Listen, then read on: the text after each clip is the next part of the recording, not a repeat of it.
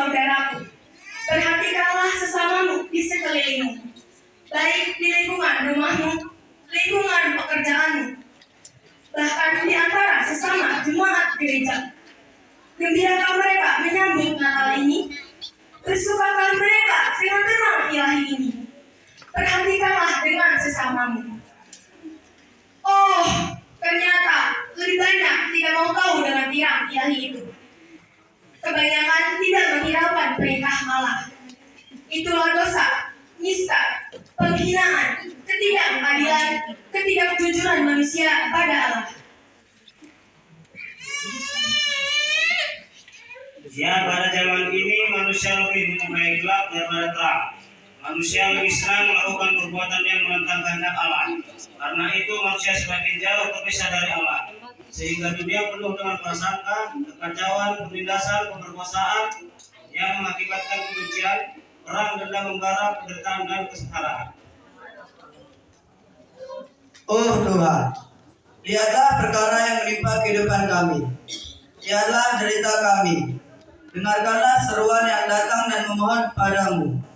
Berilah telinga atas doa permohonan kami ya Tuhan. Kiranya Engkaulah ya Allah yang mengangkat kami serta menyelamatkan jiwa kami dari penderitaan menuju terang ilahi yang Engkau bawa ke dunia ini.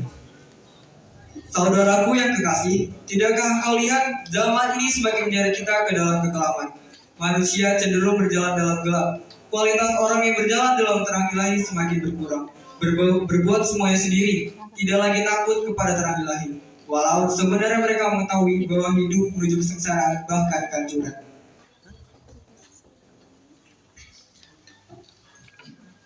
Ya Tuhan, bukalah pintu hati kami. Biarlah kami merindukan terang-Mu pribadi lepas pribadi. Jauhkanlah kegelapan dari jiwa-jiwa kamu, sebab sesungguhnya kami akan selalu tersandung bila berjalan dalam gelap. Terangilah hidup kami dengan firman-Mu, dan luputkanlah kami daripada hukum-Mu. Bimbinglah kami untuk hidup dalam terang-Mu, karena Engkaulah jalan kebenaran hidup, dan Engkaulah segalanya. Saudara-saudaraku seiman, di era kehidupan yang semakin maju ini, lihatlah, semakin banyak manusia yang semakin khawatir dan cemas akan kehidupannya. Mereka berlomba-lomba memperbanyak harta duniawi. Mereka takut tidak memperoleh apa-apa karena krisis yang berkepanjangan. Seluruh hidupnya dipertaruhkan hanya demi kekayaan, jabatan, kebutuhan hidup yang semakin tinggi oleh tujuan zaman. Manusia ini memusingkan kebutuhan jasmani dan mengabaikan kebutuhan rohani yang sesungguhnya jauh lebih penting.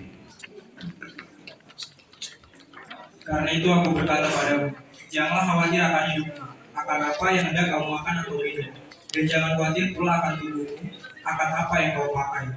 Bukankah hidup ini lebih penting daripada pakaian?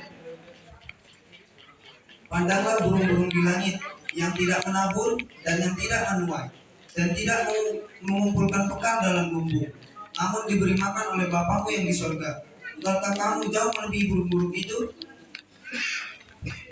Siapakah di antara kamu yang kekhawatirannya dapat menambah sasta jalan hidupnya? Lalu mengapa kamu khawatir akan pakaian? Perhatikanlah bunga bakung di ladang, yang tanpa bekerja dan tanpa meminta. Sebab itu, janganlah khawatir dan berkata, apakah yang akan kami makan? Apakah yang akan kami minum? Apakah yang akan kami pakai? Sebab itu janganlah khawatir akan hari esok, karena hari esok mempunyai kesusahan sendiri. Kesusahan sehari cukuplah sehari. Malam ini adalah malam yang penuh sukacita bagi kita umat pilihan Allah. 2000 tahun yang lalu, Juru Selamat dunia telah lahir di tempat yang hina, di kandang domba. Yesus sang penebus harus lahir di kandang domba yang hina. Inilah kasih itu, bukan kita yang memilih Dia, namun Dia yang akan menjadikan kita sebagai anak-Nya. Bukan kita yang telah mengasihi Allah, tetapi Allah yang telah kita dan telah mengutus anak-Nya sebagai juru selamat atas dosa-dosa kita. Seperti Bapa telah mengasihi aku, demikian juga aku telah mengasihi kamu. Tinggallah di dalam kasih-Mu itu, inilah perintahku, supaya kamu saling mengasihi sama seperti aku telah mengasihimu. Amin. Demikianlah liturgi situasional.